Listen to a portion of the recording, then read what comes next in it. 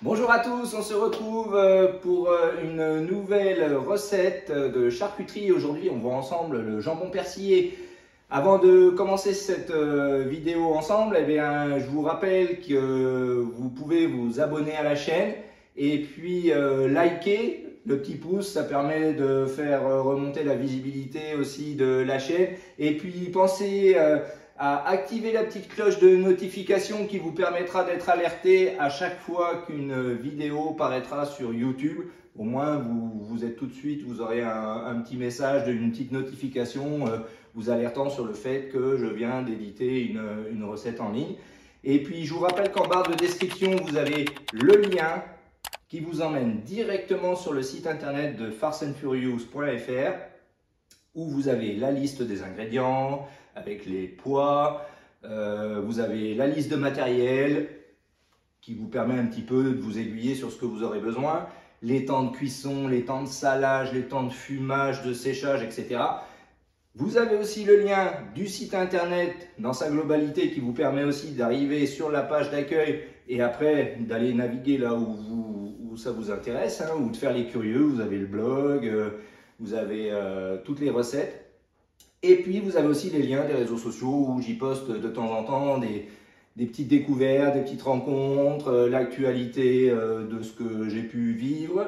Et puis le lexique où je mets une fois par semaine par exemple quelques mots du vocabulaire professionnel, parce que quelquefois c'est vrai que dans les recettes on me dit « Ah mais qu'est-ce que ça veut dire ça ce mot que tu as utilisé c'est un mot pro, je ne comprends pas trop ». Donc voilà, ça vous permet aussi d'avoir un ensemble un peu plus global sur le vocabulaire professionnel si ça vous intéresse.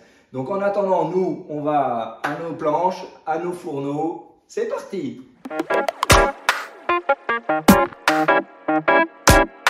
Donc voilà, pour ce jambon persillé, on va avoir besoin de 2 pieds de porc, de noix de jambon, de casis, de jambonneau, d'épaule, un petit peu dans ces morceaux-là. Le mieux étant quand même d'avoir un peu de jambonneau, un peu de jambon, et pour compléter un peu d'épaule, c'est bien. Et puis les pieds, pour le côté gélatineux en fin de fabrication. Donc on gratte bien nos pieds, on les rince bien. Et on va partir pour une mise en saumure pour 48 heures, une saumure à 10% comme d'habitude, et puis veillez surtout à ce que la saumure soit pas couverte au réfrigérateur et que tout trempe bien. Donc on est parti pour cette mise en saumure. Donc voilà, mise en saumure. Donc là je vais remettre un peu de la saumure une fois que je serai dans mon réfrigérateur, ça permet de pouvoir transporter sans trop de soucis. Donc veillez à ce que tout trempe bien. Et puis 2 jours au réfrigérateur et on se retrouve pour la fabrication. 2 days later. Donc voilà, pour notre jambon de Bourgogne, on va récupérer nos morceaux qui étaient en saumure. Donc nos pieds, notre morceau de noix de jambon, notre épaule, nos morceaux d'épaule. On va mettre tout d'abord en cuisson les pieds parce que c'est le plus long et le morceau de couenne. Et on viendra à mi-cuisson à peu près mettre la noix de jambon, peut-être couper en 2 pour que ça cuise plus rapidement, et les morceaux d'épaule. Donc voilà, j'ai mis mes 2 pieds à cuire. Donc j'ai mis une bonne proportion de bouillon. J'aurai certainement à changer de casserole après, mais je préfère démarrer dans une casserole qui contient juste ce qu'il faut comme pied et comme bouillon. Donc voilà, on va monter à frémissement, bien écumé, que le bouillon soit bien clair. Et puis après on va laisser cuire au moins 1 heure les pieds à petit frémissement pour que déjà ça amorce bien la cuisson des pieds avant de pouvoir mettre le reste de la viande. Donc voilà, on arrive presque à frémissement. J'ai écumé déjà une bonne partie, ça va certainement remonter encore un peu.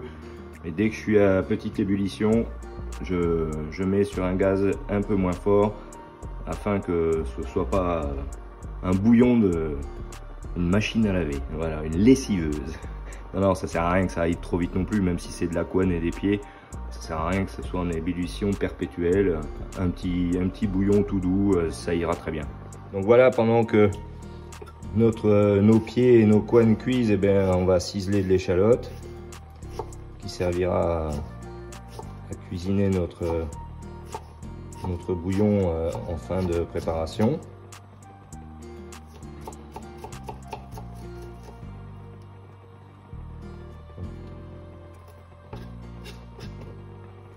pour ceux qui ne savent pas ciseler, voilà, on va faire des lames très fines sans aller jusqu'au bout. Donc on laisse le pied de ce côté-ci et le haut de l'échalote vers nous. Donc on fait des tranches très fines. Quand on a une échalote très grosse, on peut dédoubler sur la hauteur. On fait attention à ses doigts. On tient l'ensemble. Voilà. Et ensuite, on maintient tout l'ensemble avec ses doigts. Et on vient ciseler très fin. Alors, ce qui permet de ne pas avoir à reprendre après avec un couteau et hacher. Parce qu'en fait, on va faire sortir le jus de l'échalote. Et du coup, ben, on perd un peu de ses arômes, quoi. On perd dans le jus. Donc, c'est beaucoup mieux de faire comme ça. Quitte à, en fin d'échalote, à reprendre quelques morceaux s'il y a besoin de hacher. Mais au moins, on n'a pas besoin de tout recouper. Voilà. Puis comme ça va être dans un petit bouillon avec les couennes et les pieds que ça va être mixé. Voilà, faut pas que ce soit trop gros, mais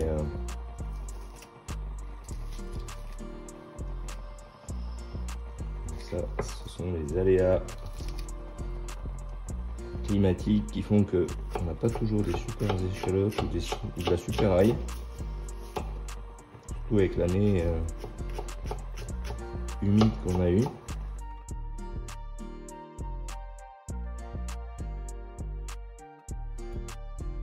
Donc on fera pareil avec l'ail, bien haché, bien ciselé fin.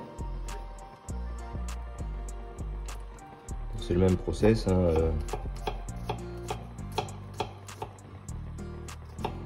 Faites attention à vos doigts. Là par contre, on peut faire sur plusieurs hauteurs.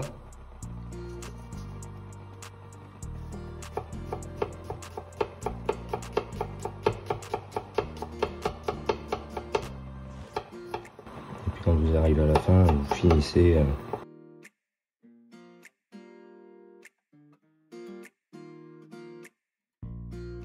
On cisèle toute notre échalote, tout notre ail, on hache notre persil et comme ça, pendant que nos pieds cuisent et notre viande, au moins on prend de l'avance. A few minutes later. Donc voilà, mes pieds sont réglés entre guillemets, c'est-à-dire qu'ils sont vraiment au petit ralenti. Mon échalote est ciselée, mon ail est ciselé. Et j'ai mis mon vin blanc, donc je vais monter à petit frémissement et je vais laisser cuire tout doucement afin que mes échalotes soient bien cuites. Donc voilà pour ce qui est du persil. Quand votre persil est propre et bien lavé, alors moi ce que je fais, je prends mon persil, donc une fois qu'il a été à peu près égoutté quand même, je reprends les tiges une par une et je m'arrange de mettre toutes les feuilles de persil au même niveau, pour éviter d'avoir beaucoup de queue. Alors quand le persil est tendre, c'est du jeune persil, notamment sur le persil plat, quelquefois les tiges sont très fines et c'est vrai qu'une fois ciselées, ça passe très bien. Après c'est au goût de chacun aussi. Voilà. Ce qui permet d'avoir le persil vraiment tout à la même hauteur, et pour le hacher c'est plus facile.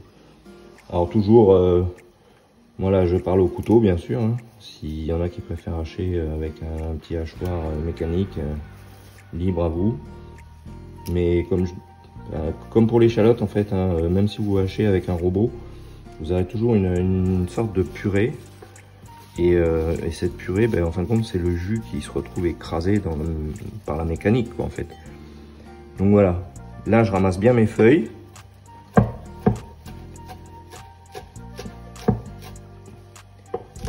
Et je viens ciseler très fin mon persil. Alors j'ai pris un couteau à manche, j'ai pris un couteau à lame longue pour que vous voyez mieux. Je ne sais pas si c'est visible pour vous, mais l'idéal c'est un couteau à talon. Parce que ça fait plus la bascule. Voilà.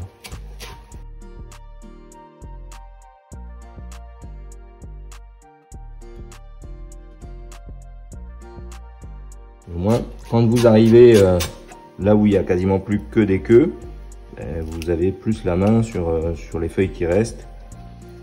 Et vous voyez, il y a très peu de feuilles qui restent au niveau des tiges.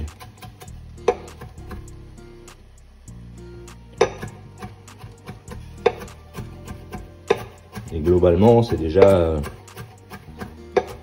pas mal ciselé. Donc on n'a pas trop besoin de le repasser. Tout dépend de ce qu'on veut obtenir au bout. Donc voilà. Donc on fait nos 2 bottes de persil comme ça. Donc voilà, mes pieds ont cuit pendant un peu plus d'1 heure et demie, voire 2 heures, suivant la grosseur des pieds, même plus si vous voulez vraiment plus qu'amorcer la cuisson. J'ai redémarré un bouillon froid dans lequel j'ai remis mes morceaux de jambon, d'épaule et j'ai remis aussi mes pieds. Maintenant on va remonter à frémissement, on va écumer et on va repartir pour cette cuisson de la viande. Du fait, les pieds vont continuer leur cuisson puisqu'ils ne sont pas encore cuits. Et la viande, on va surveiller la cuisson. Et quand on estime que la cuisson est bien amorcée, bien avancée, on surveillera en fonction de la taille des morceaux. On pourra sortir quelques morceaux déjà cuits, les mettre en attente. Alors soit les mettre dans un peu de bouillon si on a du bouillon en surplus. Ça permet qu'ils ne sèchent pas trop, qu'ils gardent leur couleur. Et puis on peaufine la cuisson des plus gros morceaux, des pieds et de la couenne au cas où, et puis ensuite on égoutte l'ensemble. Many hours later. Donc voilà, mes pieds et ma viande sont bien cuits. Donc je vais sortir mes pieds dans un premier temps pour les désosser afin de permettre de mixer ensuite la farce.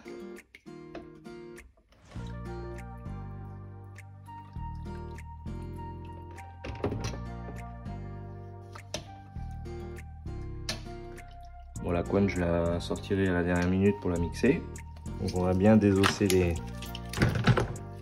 les pieds.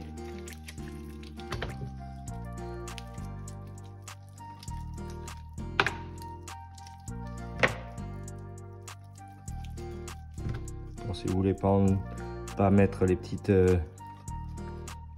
veines qui sont noircies avec la cuisson, c'est normal, c'était du sang, donc forcément ça noircit en cuisson. Donc vous vérifiez bien qu'il n'y ait plus d'os. Donc on va faire comme ça pour les 2 pieds. On récupère le maximum.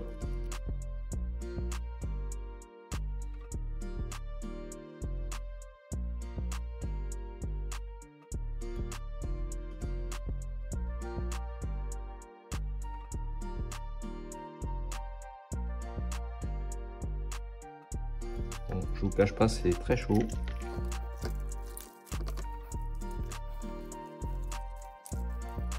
A few moments later. Donc une fois que vous avez bien décortiqué vos pieds, vérifiez en tâtonnant bien avec les mains qu'il n'y ait pas de petits os afin de pouvoir mixer sans avoir de soucis. Là a priori c'est pas mal.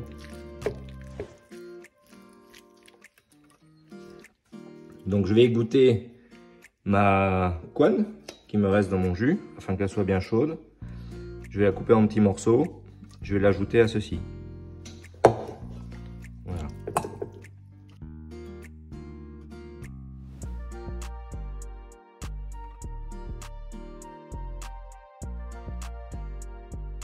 Donc voici pour les pieds et la couenne. Donc ensuite je vais venir ajouter mes échalotes, mon vin blanc.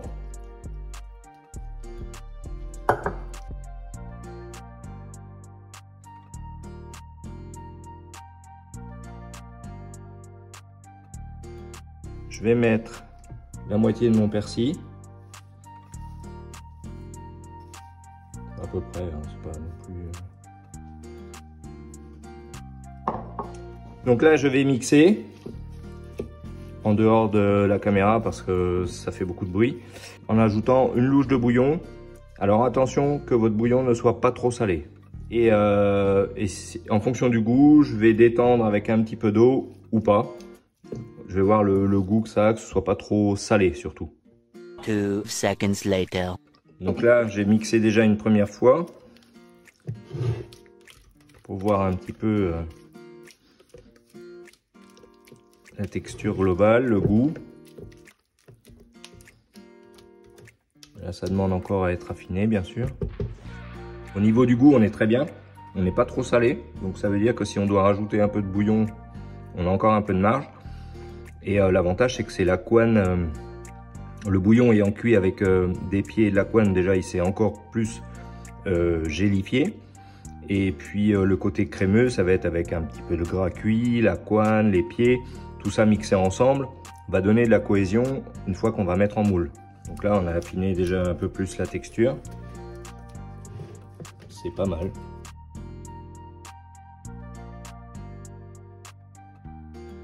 On regarde qu'on ne retrouve pas trop de morceaux.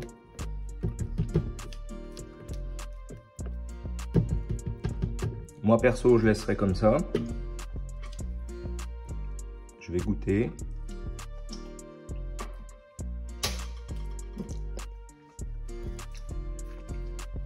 Au niveau assaisonnement, on est super bien. J'ai envie de rajouter un trait de vin blanc.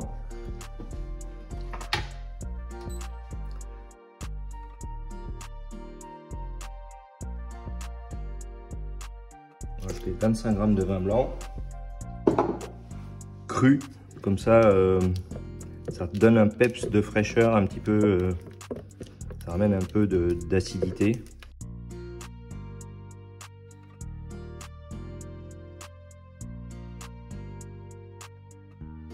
C'est pas mal.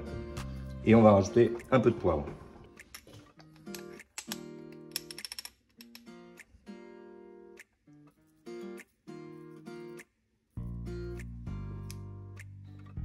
Et une bonne pincée de 4 épices.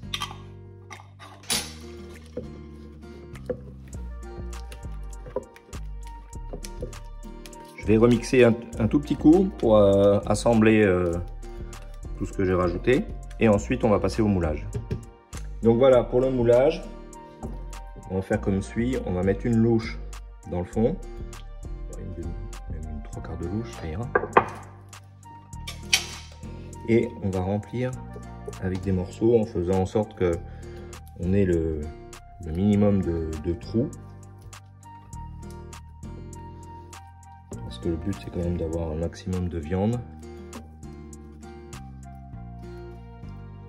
Donc en faisant de cette façon-là, en fait, vous êtes sûr de remplir au maximum et d'avoir surtout l'assemblage qui est là, quoi. En fait, vous êtes sûr qu'il n'y aura pas de trous mal remplis, que si vous remplissez par le dessus, en fait, c'est ce qui risque d'arriver. Donc là, on peut en remettre un petit peu.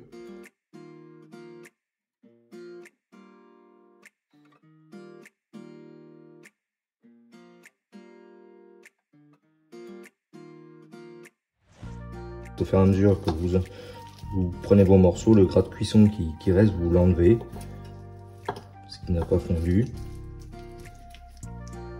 Voilà, c'est toujours bien d'avoir des beaux morceaux. Essayer de trouver la façon dont on va les disposer. Et puis profiter des petits morceaux pour caser dans les interstices.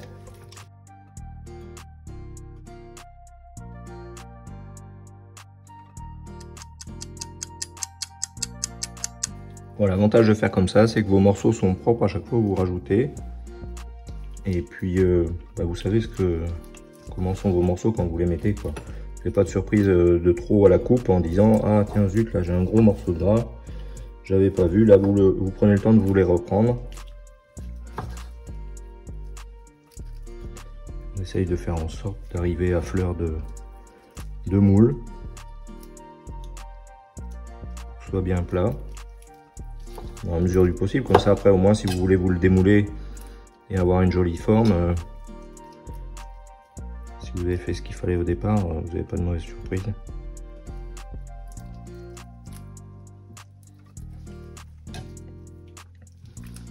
Je pense qu'on n'est pas trop mal. On va essayer de recouvrir.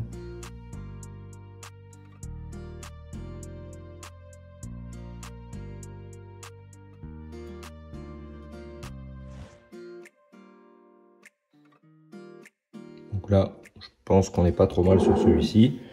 Et puis, dans le doute, j'avais prévu un petit au cas où, parce que je ne savais pas trop quel récipient j'allais prendre. Donc on va s'en faire un petit.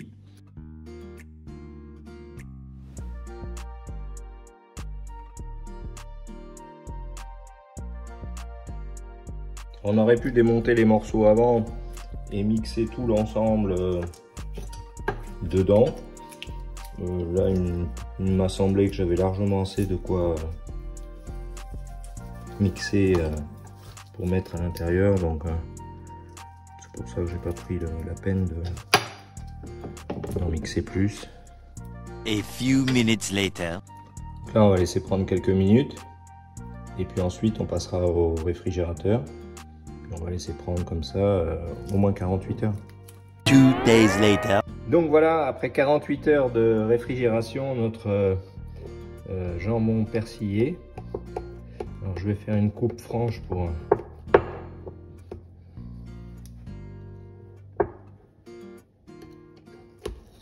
qu'on puisse avoir bien tous les morceaux. Bon, ça c'est le petit, je ne sais pas si vous vous souvenez. Donc voilà notre jambon persillé ou jambon de Bourgogne, palais de Bourgogne, il y a divers noms qui lui sont donnés. Alors je vais quand même vous restituer tout de suite le goût. Ben, en goût c'est assez équilibré. Moi j'ai mis un peu d'ail, maintenant c'est au goût de chacun, on peut mettre sans ail, on peut mettre avec plus d'ail. Voilà. Niveau salaison, on est bien. Au niveau des arômes, on est bien. L'équilibre, bon là je suis juste sur l'entame, forcément j'ai goûté presque autant de jambon que de... Mais après, non, après on est très bien, c'est très équilibré. Au niveau de la cuisson, je trouve qu'on est bien. Certains préféreront peut-être moins cuit, d'autres plus cuit. Moi je trouve qu'on est juste bien. Donc voilà pour cette recette de jambon de Bourgogne ou jambon persillé. Donc voilà pour cette recette du jambon persillé, ou dans certains coins de la France on peut l'appeler aussi jambon de Bourgogne. Voilà, donc c'est pas une recette en soi très complexe. Voilà, le choix est libre à vous au niveau du vin, un vin blanc sec, pas doux en tout cas, sec ou disons fruité légèrement, mais pas sucré du tout, hein, quand j'allais dire pas trop sucré, non, c'est pas sucré du tout. Donc voilà, déjà vous avez cette opportunité là de faire avec le vin blanc que vous avez au niveau gustativement parlant, votre vin blanc de prédilection par exemple. Et ça peut être un vin blanc aussi que vous allez accorder au niveau de la dégustation. Vous allez dire, tiens, moi je vais mettre ce vin blanc là à table, donc je peux prendre aussi un peu de ce vin blanc là pour mettre dans la recette.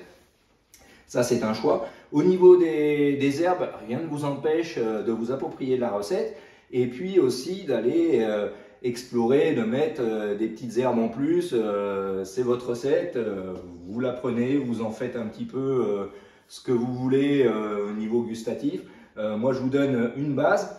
En ce qui concerne la cuisson, vous avez vu, on met les pieds avant parce que les pieds c'est très long à cuire. Donc rien ne vous empêche aussi de faire cuire les pieds dans un premier temps, de les garder dans du bouillon. Ça peut être cuit presque la veille si vous voulez, si vous n'avez pas trop les moyens de tout cuire dans la même journée. Vous les réservez dans du bouillon et puis vous cuisez votre viande le jour du montage, et puis vous réchauffez les pieds afin de pouvoir les désosser, les mixer. Ça c'est tout à fait faisable.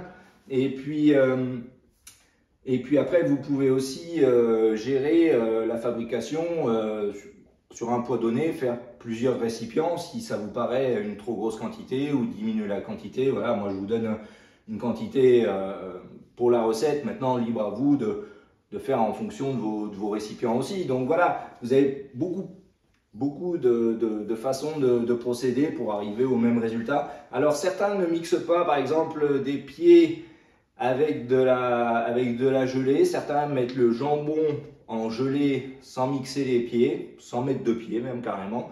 Ils prennent un bouillon, ils mettent beaucoup de persil, de l'ail ou de l'échalote ou pas, si le bouillon est très bon.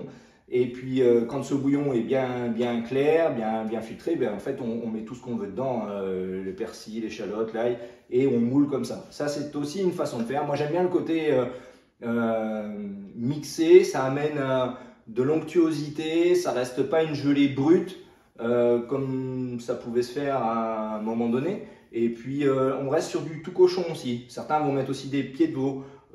Moi je me dis, bah, c'est dommage, on est en charcuterie.